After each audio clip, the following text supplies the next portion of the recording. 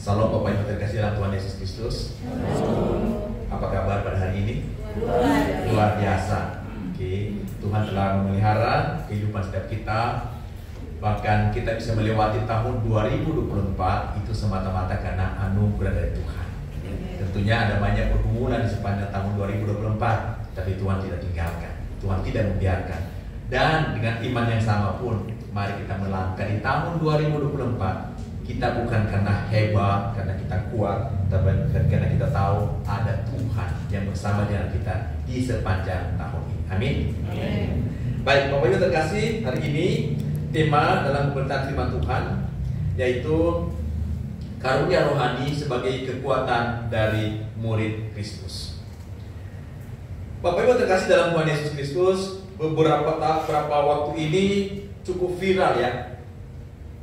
Cukup viral satu saya kurang tahu.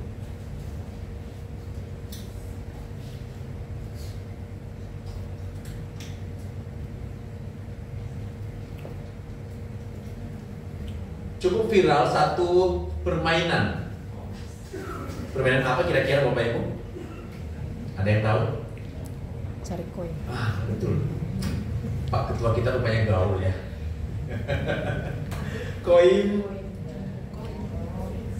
Koin jagat. Nah, maaf Bapak, ada yang bermain Pak. Koin jagat. Nah, katanya koin jagat ini satu permainan yang berasal dari Singapura dan di sana sudah dimainkan dengan baik. Lalu kemudian dibawa ke Indonesia dengan kemudian menginstal aplikasi itu di HP, lalu kemudian bermain, lalu nanti mencari di mana titik koin itu berada. Nanti di layar itu memperlihatkan, oh titiknya ini di sini. Lalu kemudian mereka cari. Cuma nggak enaknya jadi rusak fasilitas umum. Jadi nanti kalau katanya begitu, kalau misalnya mereka lihat titiknya di sekitar jalan raya, dikorek-korek gitu ya jalannya, lalu kemudian sampai paving blocknya gitu dibongkar dan akibatnya menjadi rusak. Kan sayangnya fasilitas umum yang dirusak. Nah, saya sih dalam satu sisi cukup mengerti kenapa mereka begitu getol gitu ya, begitu semangat luar biasa untuk mencari koin itu. Kenapa? Karena di balik koin itu ada harga. Nah, ada sesuatu yang mereka dapat. Kalau kita main ya di HP kan biasanya ada poinnya ya, ada kredit dapat. Tapi hanya sekedar itu. Kalau ini bisa diuangkan. Nah, koin jagat ini ada 3 warna. Yaitu koin warna perunggu, koin warna perak, dan koin warna emas. Nah, masing-masing punya harganya Bapak Ibu. Saya tidak bermaksud menginspirasi Bapak Ibu untuk main setelah ini ya. Nanti dikorek-korek sekitar ini ya. Enggak. Tapi saya informasikan, saya beritahu. Misalnya contoh, koin perunggu. Kalau dapat koin berwarna perunggu, itu bisa diuangkan, ditukar dengan uang sekitar 300.000 sampai 1 juta rupiah. Menarik kan ya? Menarik dong. Warna perunggu. Lalu kalau koinnya warna perak, bisa ditukar dengan uang sekitar 10 juta rupiah. Semakin menarik kan ya? Makanya orang berjuang, nggak pedulikan lagi taman-taman dikorek sana sini ya, pohon-pohon dinaikin, begitu ya, gedung-gedung dinaikin sana sini, karena ada uangnya. Sekali lagi saya tidak bermaksud menginspirasi ya. Nanti manjat gitu ya ke atap, cari kemana koinnya, dan setelah ini langsung install koin jagat gitu ya. Apalagi kalau Bapak Ibu dapat koin warna emas, itu bisa ditukar dengan uang seharga 100 juta rupiah. Wow, menarik sekali. Sehingga tentunya melihat wajar kalau begitu anak-anak muda begitu ya menginstal ini, lalu mereka ke Senayan, ke GBK atau di mana begitu ya, mencari-cari itu di Jakarta, di Bandung, Surabaya. Paling tidak 3 kota ini adalah kota yang benar-benar dihebohkan dengan koin jagat. Nah, dengan mereka berusaha sedemikian rupa, sekali lagi ada sesuatu yang mereka harapkan di balik itu, uang yang ujung-ujungnya duit, UUD. Nah, dalam kehidupan kita ketika kita berkarya, ujung-ujungnya bukan duit. Tapi ketika kita melakukan sesuatu dalam pelayanan gereja, itu kita tahu bahwa ada kasih karunia Tuhan yang kemudian dianugerahkan kepada setiap kita, sehingga kita kemudian bisa berjeri lelah dengan segenap hati kita, dengan segenap kekuatan kita melayani Tuhan. bukan ujung-ujungnya duit. Bapak Ibu Saudara, ketika Tuhan berikan karunia kepada setiap kita, yang pertama sekali tujuannya adalah karunia itu dipergunakan untuk memuliakan Allah. Itu yang pertama. Jadi karunia itu betul-betul ketika Allah anugerahkan, tujuannya untuk dikembalikan kepada Dia. Bukan berarti Allah kekurangan kemuliaan, bukan. Bukan berarti Allah kekosongan diri lalu butuh kemudian penghargaan dari kita, bukan. Allah itu dalam kepenuhannya, kemuliaan itu Dia sudah punya. Tapi sudah sewajarnya apa yang Tuhan percayakan kepada kita, kita kembalikan untuk menjadi kemuliaan bagi namanya. Kalau kita perhatikan firman Tuhan pada bagian mengatakan, ada rupa-rupa karunia tetapi satu roh. Maksudnya bahwa ada begitu banyak karunia yang Tuhan percayakan kepada setiap orang percaya. Kepada setiap kita yang percaya kepada Kristus itu dipercayakan karunia dengan beda-beda. Tetapi harus diingat, sekalipun berbeda-beda, tapi diberikan oleh satu roh. Artinya, ketika dikatakan diberikan oleh satu roh, maka perbedaan karunia bukan untuk membuat perselisihan di antara kita. Ketika roh yang satu memberikan karunia yang berbeda kepada yang lain, tujuannya bukan kemudian untuk memecah belah. Tapi tujuan yang besar adalah masing-masing dengan keunikan, masing-masing dengan perbedaan, semuanya bersama-sama mengarahkan hati dan pikiran untuk memuliakan Allah di tengah-tengah berbagai perbedaan karunia itu. Lalu firman Tuhan mengatakan, dan ada rupa-rupa pelayan tapi satu Tuhan. Gereja ini tentu ada banyak pelayanan kan ya? Tetapi sekali lagi, setiap pelayanan itu dimaksudkan untuk memuliakan Tuhan. Tadi ada dana kasih gitu ya, ada pelayanan pendidikan, semuanya untuk memuliakan Tuhan. Tuhan percayakan kepada kita, semuanya terarah kepada Tuhan. Lalu berikutnya dikatakan, dan ada berbagai-bagai perbuatan ajaib, dan Allah adalah satu yang mengerjakan semuanya dalam semua orang. Dan kalau kita bisa dipercayakan Tuhan melakukan sesuatu yang mungkin agak di luar kebiasaan, ada keajaiban-keajaiban terjadi semata-mata untuk memuliakan Tuhan. Sehingga sekali lagi, apapun yang Tuhan percayakan dalam hidup kita, dengan segala karunia yang ada, tujuannya sudah pasti memuliakan Dia. Nah, Bapak Ibu Saudara yang terkasih dalam Tuhan Yesus, kalau kita perhatikan karunia-karunia itu ada di beberapa bagian firman Tuhan. Misalnya di Roma 12. Kalau kita perhatikan dalam Roma 12 itu, di sana ada karunia bernubuat, karunia untuk melayani, karunia untuk mengajar, karunia untuk menasihati, karunia untuk memberi, karunia untuk memimpin, karunia untuk menunjukkan kasih sayang. Nah, sekali lagi karunia-karunia itu untuk memuliakan Tuhan. Semuanya itu.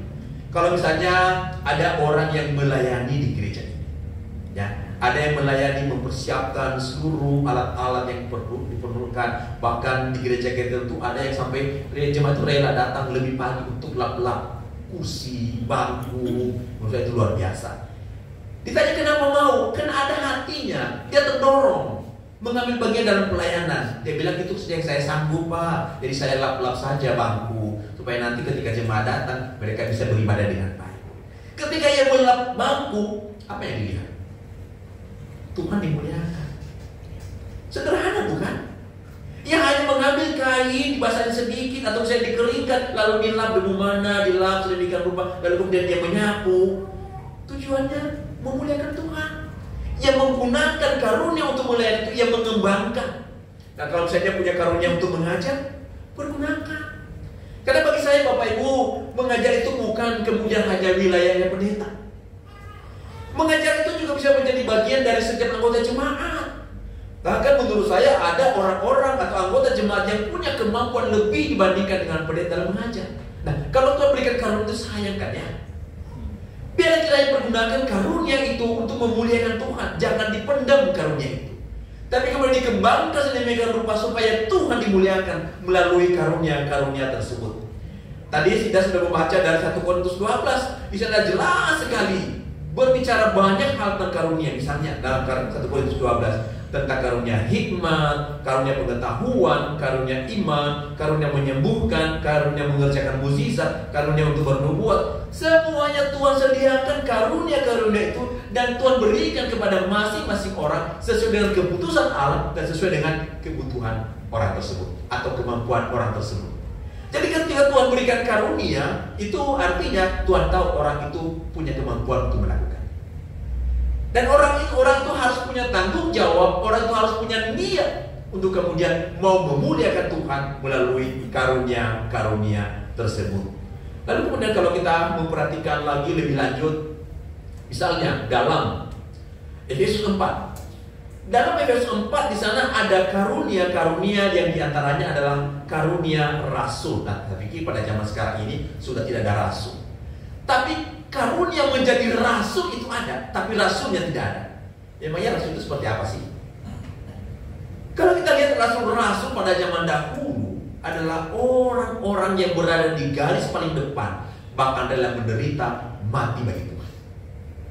Nah, saya yakin pada zaman sekarang masih ada orang yang kemudian getol demi pekerjaan Tuhan, rela kemudian mengosongkan diri, meniadakan diri demi pekerjaan Tuhan, tidak lagi kemudian menganggap dirinya itu pengorbanan. Lalu kemudian karunia nabi. Nabi juga adalah menjadi alat perpanjangan lidah Tuhan kepada manusia untuk menyampaikan kebenaran. Dan saya yakin pada zaman sekarang ini ada kemudian orang-orang tertentu atau kita dipanggil untuk kemudian menjalankan fungsi kenabian. Tapi sudah tidak ada nabi. Jangan nanti ada orang mengatakan saya nabi keberapa. Menurut saya sudah tidak ada. Tapi fungsi kenabian untuk menyuarakan kebenaran, untuk membawa kemudian pesan Tuhan tetap harus hidup dalam diri setiap kita. Lalu juga ada karunia gembala dalam Efesus 4. Nah, saya pikir kalau karunia gembala, jadilah gembala. Kalau karunia bukan gembala, nanti gereja pecah belah. Tapi kalau gembala itu lebih tenang, lebih memikirkan banyak hal demi kepentingan bersama, demi keutuhan, demi pekerjaan Tuhan. Nah, itu karunia gembala. Lalu kemudian juga ada, kalau sekali lagi dalam Efesus 4, ada karunia untuk mengajar. Nah, dalam 3 bagian ini saya melihat begitu banyak karunia-karunia. Tapi ayat 11 menegaskan, tetapi semuanya yang dikerjakan oleh Roh yang satu, yang sama, yang memberikan karunia kepada tiap-tiap orang secara khusus seperti yang dikehendakinya. Jadi Bapak Ibu, kalau saya punya karunia, itu bukan karena saya, bukan karena saya mau, bukan karena kemudian saya merongrong Tuhan berikan saya Tuhan. Tapi itu semata-mata karena berdasarkan keputusan dari kehendak dari Tuhan semata. Maka biarlah kita menggunakan karunia-karunia yang ada itu untuk memuliakan Dia. Bapak yang terkasih dalam Tuhan Yesus, setiap kita orang percaya adalah orang-orang yang sudah ditebus dengan darah Kristus. Amin. Amin. Tadi pujian dari Pak Gulto bersama dengan Novi itu bagus sekali. Saya bisa membayangkan Pak Gulto waktu remajanya kira-kira Novi begitu ya. Nyanyi itu apa ya, suaranya sekalipun jenak usia 80 masih terlihat khasnya begitu ya. Jadi saya bisa membayangkan waktu remaja dulu, pemuda dulu itu suara bagus ya untuk memuliakan Tuhan gitu ya. Nah, itu hal yang baik dan Om hari ini berikan teladan. Ayo kita anak-anak muda, karunia apa yang Tuhan berikan? Suara yang bagus. Saya bisa membayangkan kalau setiap minggu ada setiap keluarga nyanyi begitu ya, menaikkan pujian di gereja ini. Wow, pasti Tuhan dimuliakan. Mau Bapak Ibu? Mau. Di rumah kan latihan kamu, kasih keluarga. Ayo anak-anak kita latihan yuk. Siapa yang bisa main musik? Ayo. Wah, itu pasti gereja itu menjadi hidup ya.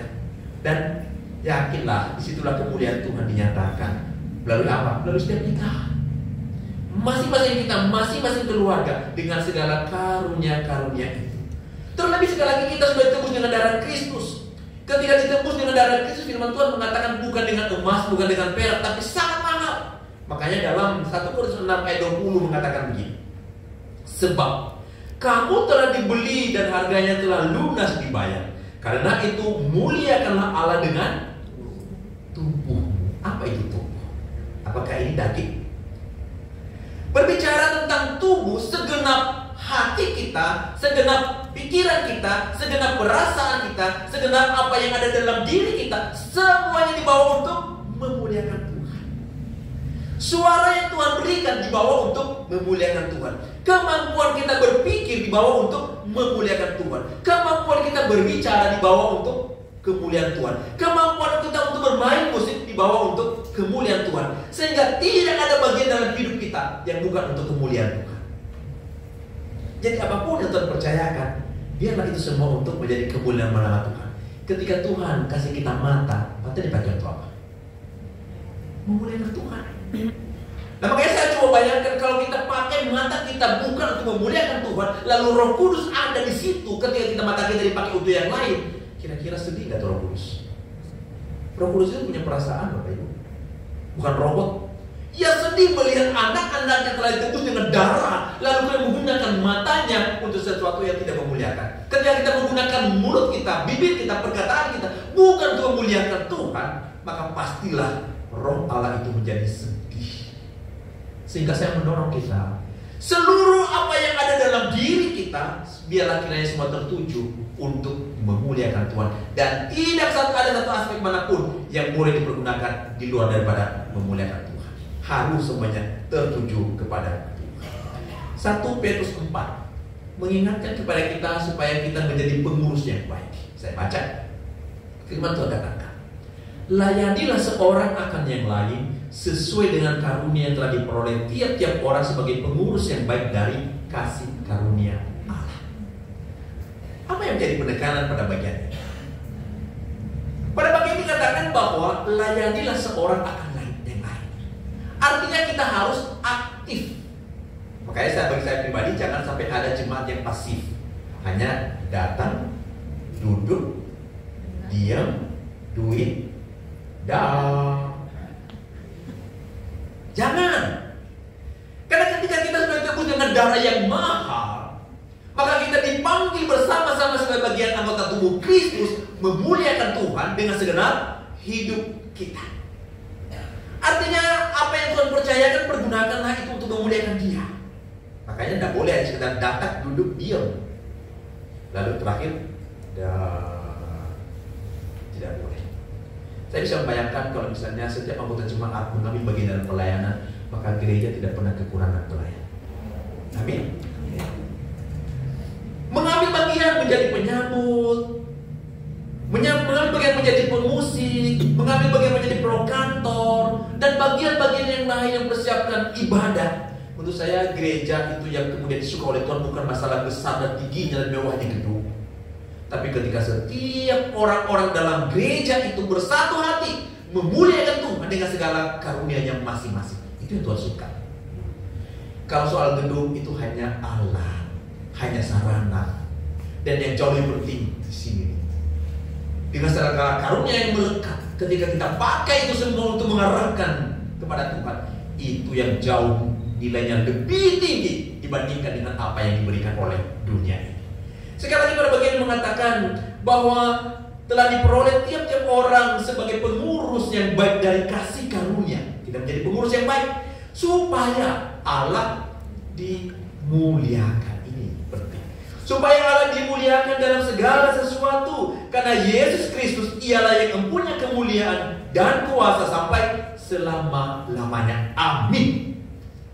Artinya masing-masing kita memuliakan Dia bukan hanya pada masa muda.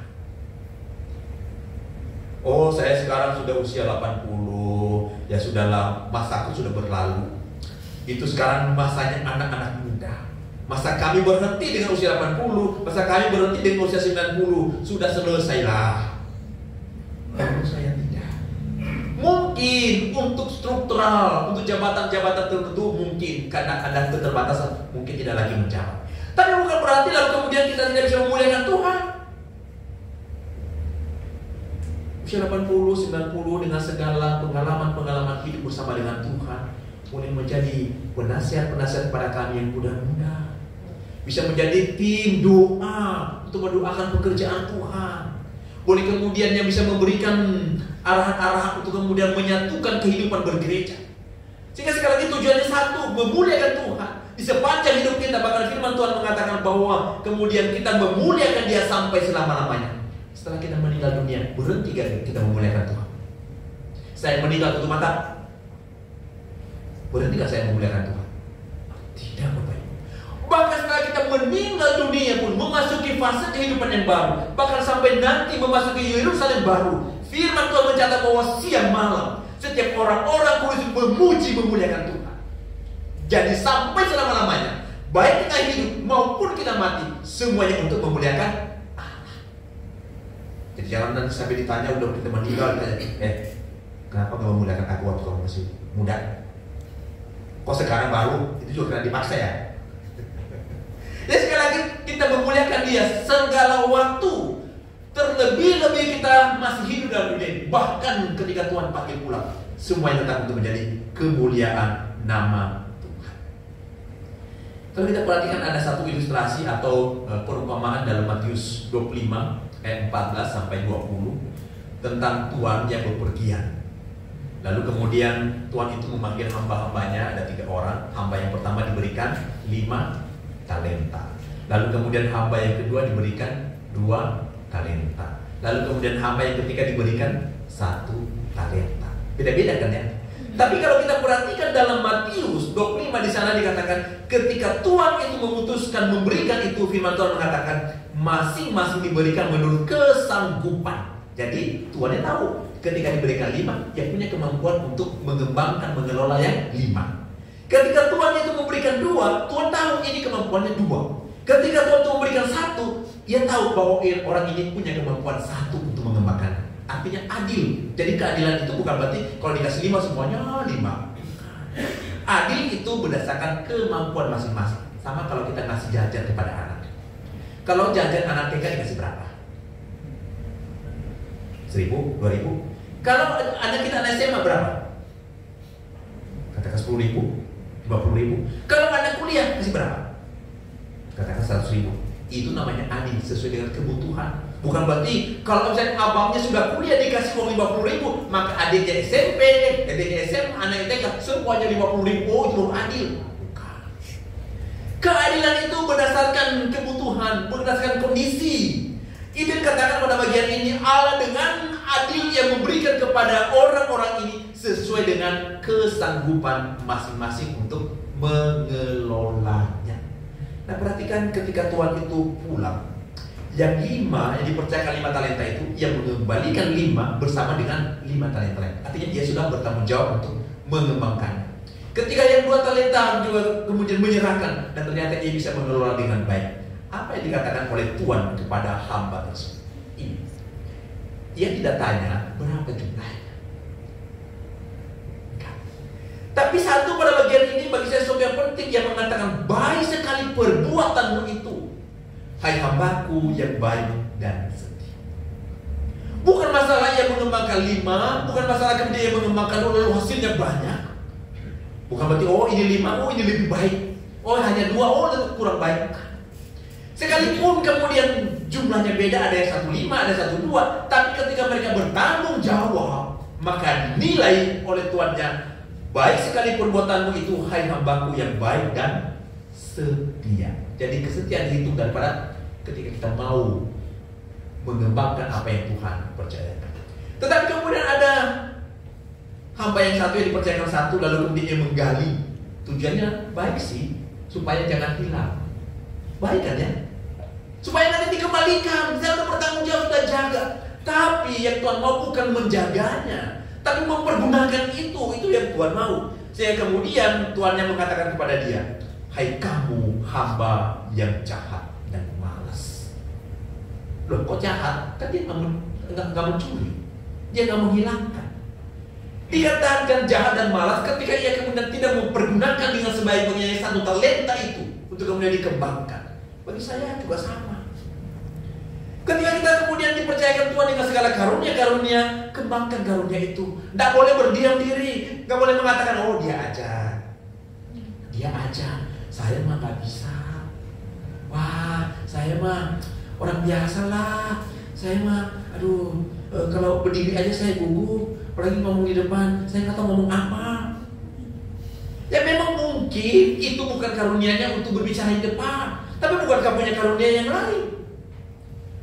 Dan sekali lagi kita harus mengenali karunia kita. Di sini ada Bok Supan, ada Pendeta Fabio, yang menurut saya mampu menolong kita untuk mengenali apa sih karunia saya. Setelah kemudian kita mengenal karunia kita, kembangkan itu. Tujuannya satu, untuk memuliakan Tuhan melalui karunia-karunia tersebut. Maka sekali lagi saya mendorong kita, biarlah kita boleh kemudian dikatakan sebagai hamba yang baik dan setia. Amin. Jangan menjadi hamba yang jahat dan malas.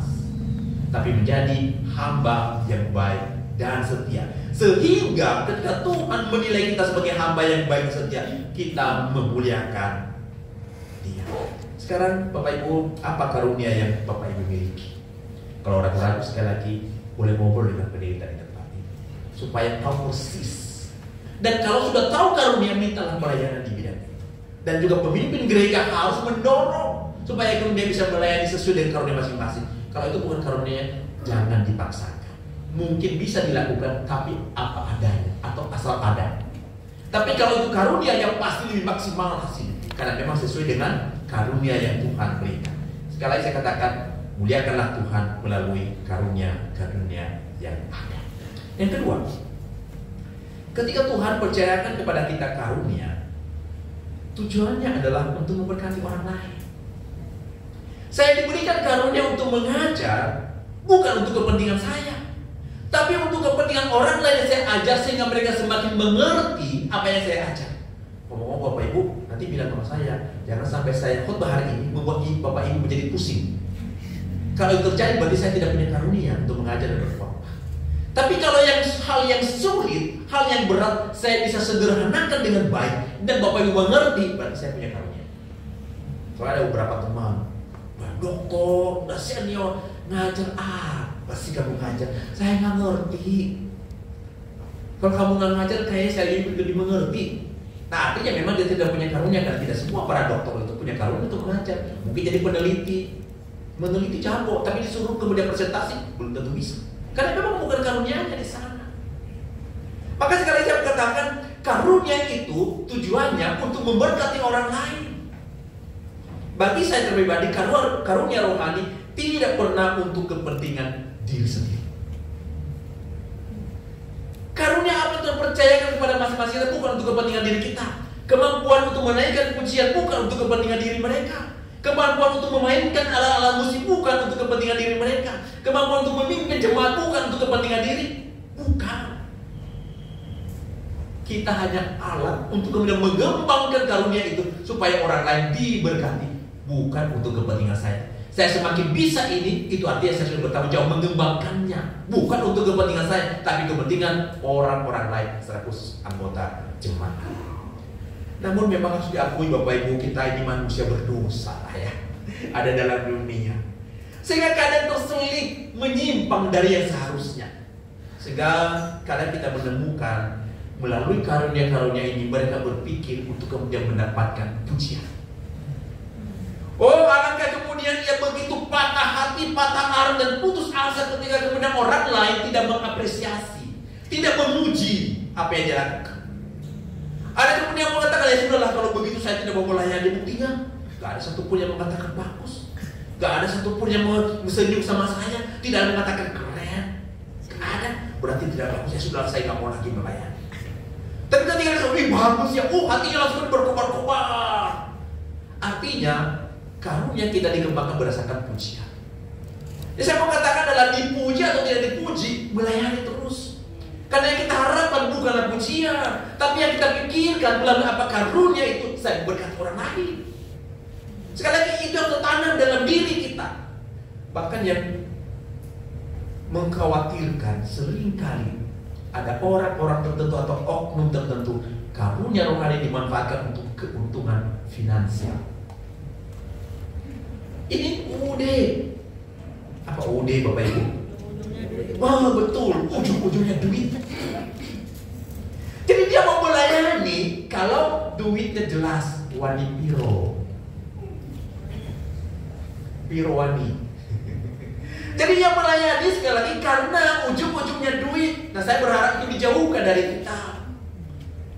Pelayanan di gereja ini, apalagi kita sebagai anggota jemaat, jangan pernah berpikir nanti majelis jemaat berani bayar berapa saya melayani.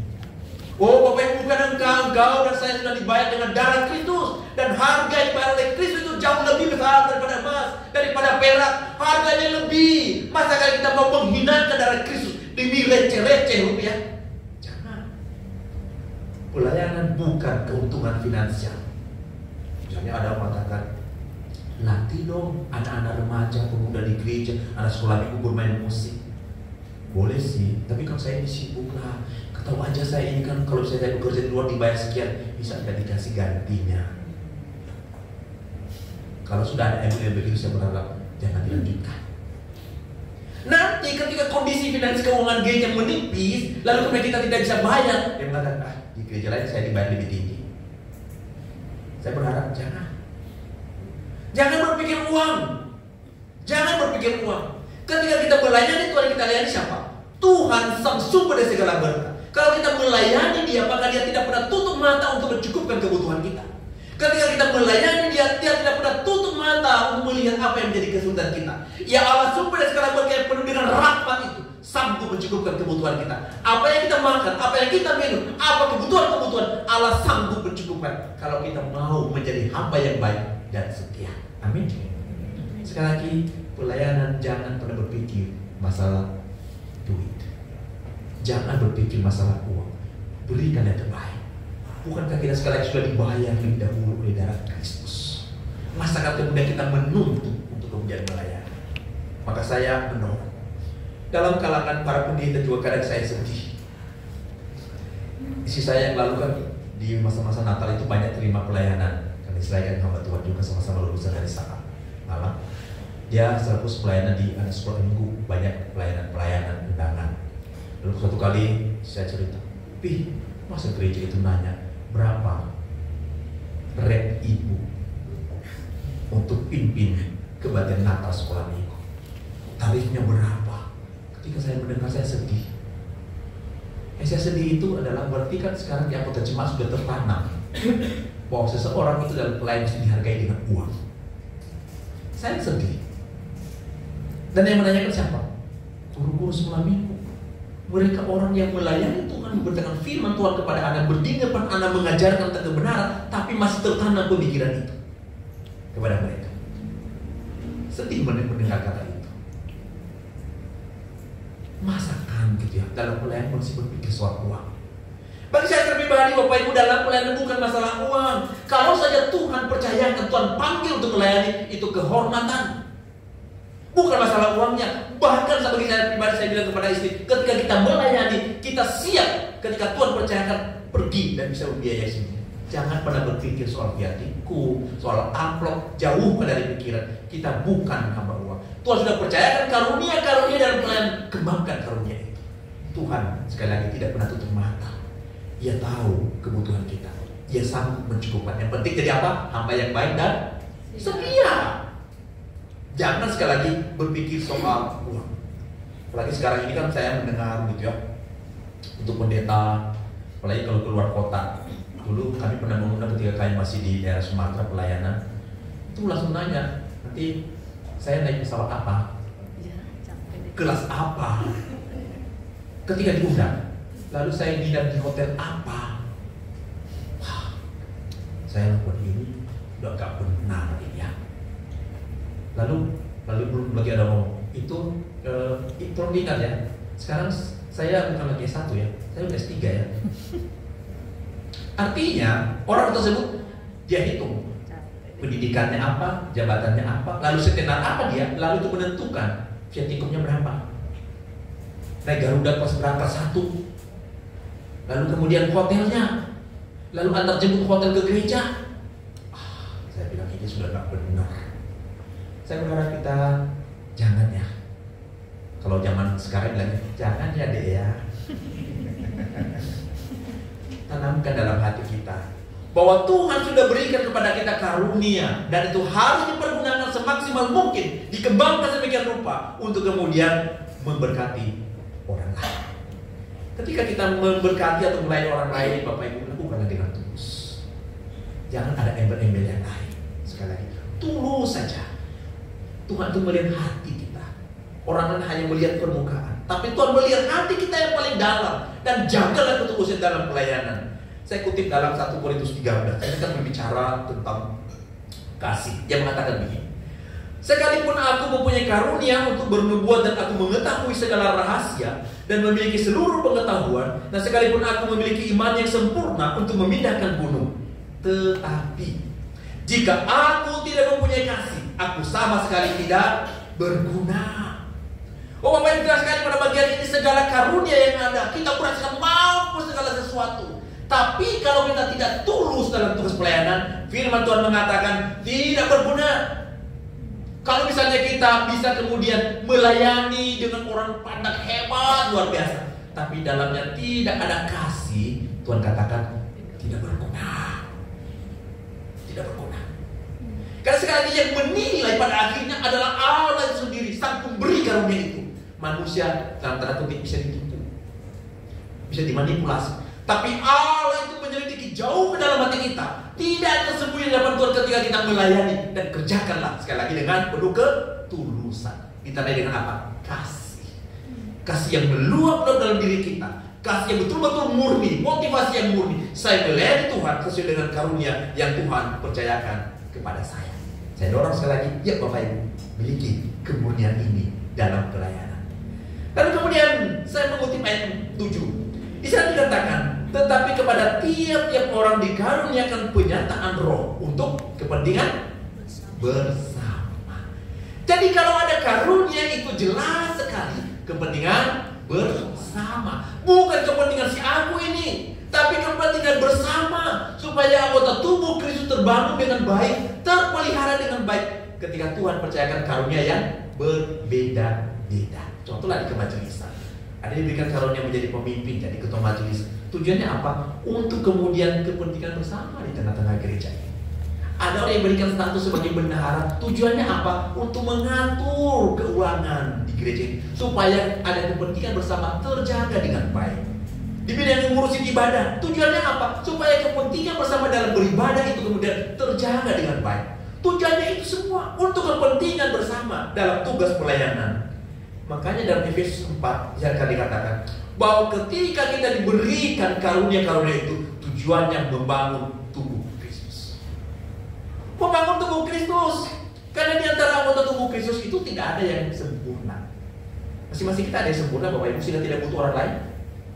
Enggak, saya itu gak sempurna, saya butuh orang lain. Saya butuh istri saya butuh anak saya butuh jemaat, saya butuh orang sekeliling saya butuh teman-teman saya. Karena memang kita itu harus saling membangun satu dengan yang lain. Bukan untuk kepentingan diri kita sendiri. Dan kemudian dalam 1 Korintus 13 kita baca tadi, untuk menyatakan kasih. Jadi makanya penting sekali kita menyadari bahwa karunia itu untuk memberkati orang lain. Contoh misalnya karunia di gereja, yaitu karunia mengajar, karunia untuk berkhotbah. Tujuannya memberkati jemaat. Mengajar misalnya kelas katekisasi, kelas CD, tujuannya memberkati mereka melalui ajaran-ajaran yang diberikan. Lalu kemudian karunia untuk menjadi tim pendoa, itu untuk memberkati orang lain. Pertama saya senang kalau mendengar dari ibu mengatakan, iya saya sekarang sudah tidak lagi seperti dulu dengan segala keterbatasan, tapi Pak, saya tetap mendoakan setiap pendeta setiap hari. Saya selalu bawa dan sebutkan nama-nama pendeta-pendeta di Petamburan, sebutkan nama istrinya, sebutkan nama anak-anak mereka, dan saya merasa itulah pelayanan saya. Saya mengatakan, Oma, itu pelayanan yang besar di hadapan Tuhan. Pelayanan yang besar bukan karena berdiri di depan, bukan. Tapi ketika kita memiliki hati yang tulus murni, mau memberkati orang lain, itu dinilai besar oleh Tuhan. Jadi bukan masalah gantengnya, lalu berdiri di mana atau posisi di mana, bukan Bapak Ibu. Jauhkan dari pikiran seperti itu. Ya. Tapi sekali lagi biarlah kita boleh melayani dengan penuh ketulusan. Ketika kita memberi, berilah dengan penuh ketulusan untuk memberkati orang lain.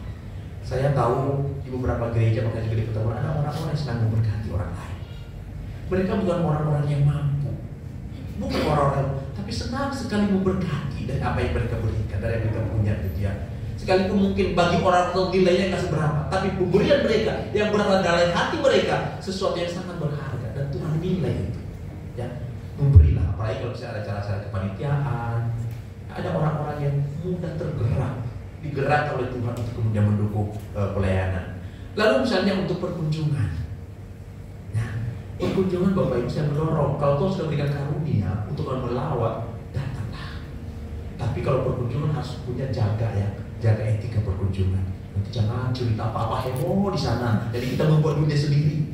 Dan ketika dia cerita kepada kita, kita ceritakan kepada orang lain. Nah, itu udah merusak itu. Berarti orang itu nggak punya karunia dalam situ. jangan ditempatkan di situ, tempatkan di tempat yang lain. Jadi ketika Tuhan berikan karunia supaya kita memberkati orang lain, bukan untuk membuat masalah baru, ya, bukan untuk membuat masalah, tapi untuk memberkati orang lain yang hidupnya tadinya susah, menderita, pergumulan, tapi kehadiran kita yang mendapatkan kelegaan. Kehadiran kita yang merasakan bukan hanya kita yang hadir, tapi yang merasakan hadir Tuhan hadir melalui kita, menjamah mereka, melawat mereka.